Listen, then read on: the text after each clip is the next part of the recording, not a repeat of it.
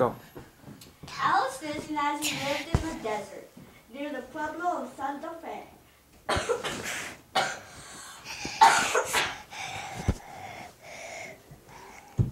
She was as old as rivers, as old as hills, as old as sandstone cliffs.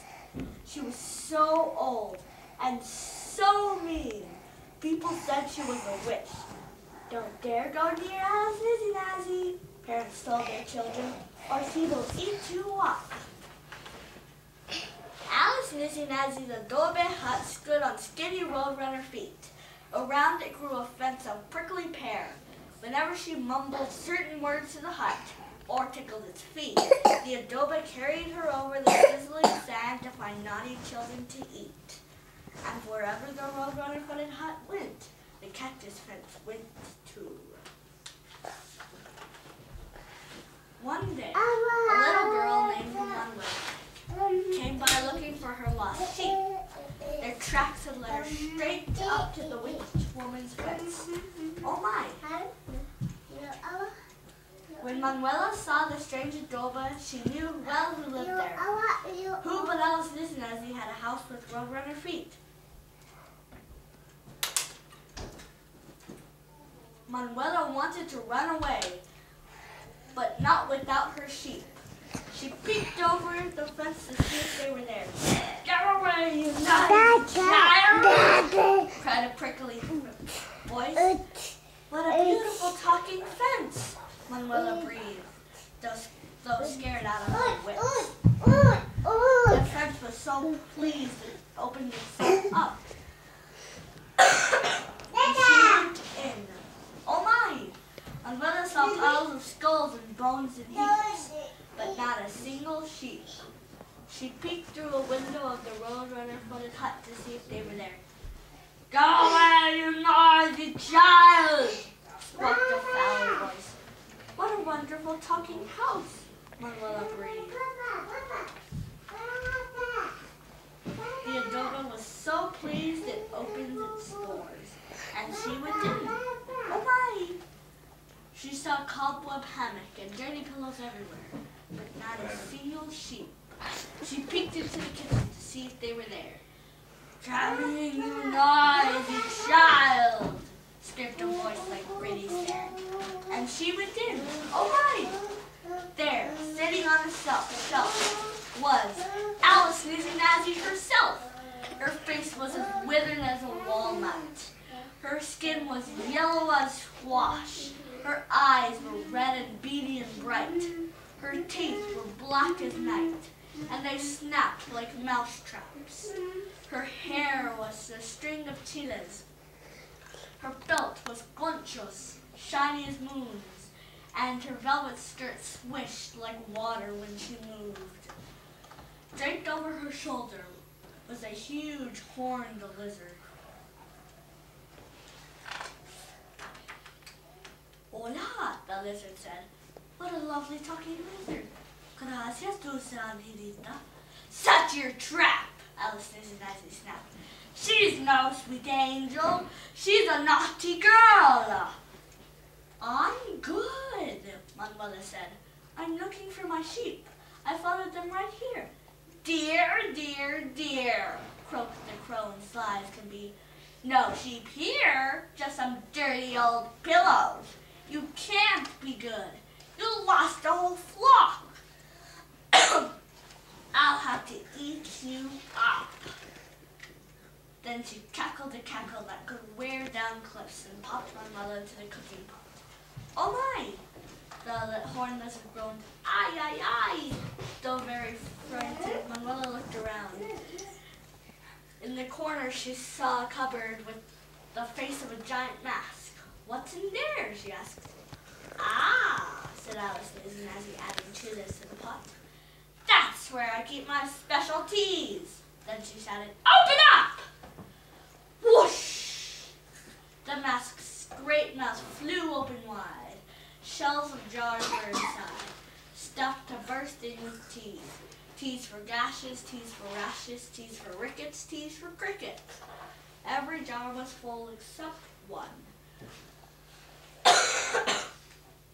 When the old woman saw that, her brow grew dark as thunderhead. "Aye, aye, aye!" she cried. "What's wrong?" asked Manuela from the cooking pot. Alicenizzynazzy wailed. "The empty jar! I forgot! It must be filled with petals from the black cactus flower! Only its tea will keep me young! I've searched every royal and rim rocket draw. It's nowhere to be found!" Her voice rose high and higher. Then she struck a match on her chin and lit the fire. The lizard groaned. "Aye, aye, aye!" Poor Manuela, all was lost. Or was it? Suddenly she shouted out, "I know where the black cactus flower is!" The wicked old woman's eyes got big as the papilla's. Her mousetrap teeth clamped. Her pointed feet stamped. The prickly pear fence tiptoed near to hear. The adobe stood stone still and listened.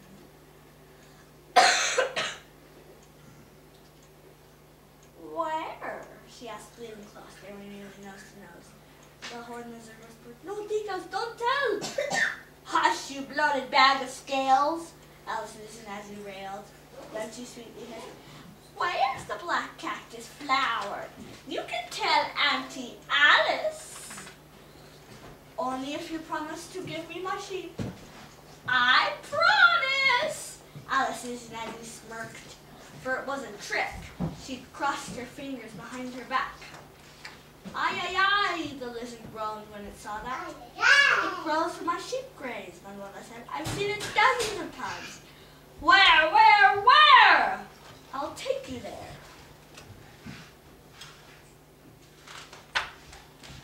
Alicenizzynazzy yanked Manuela from the pot.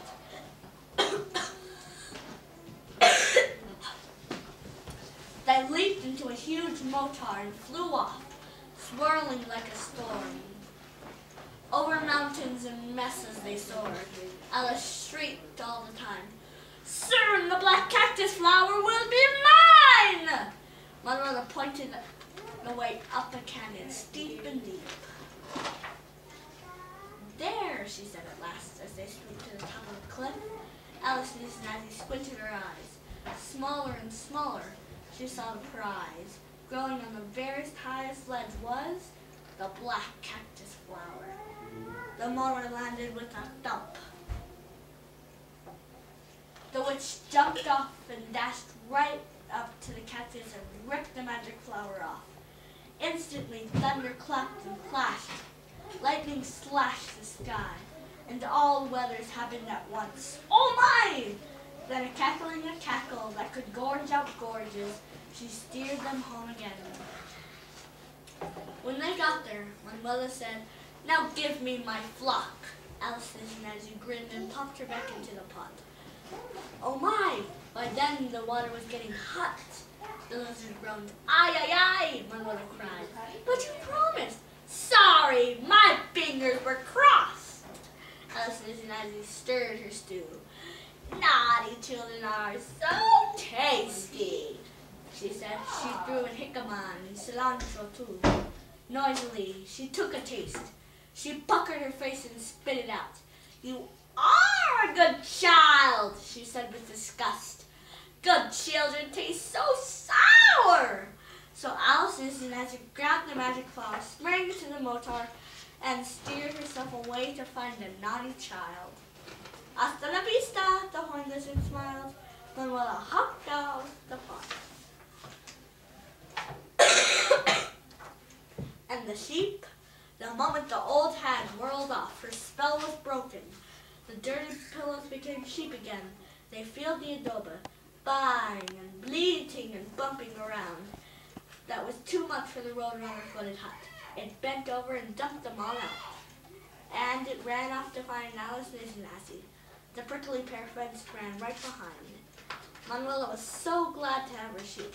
She hugged every single one.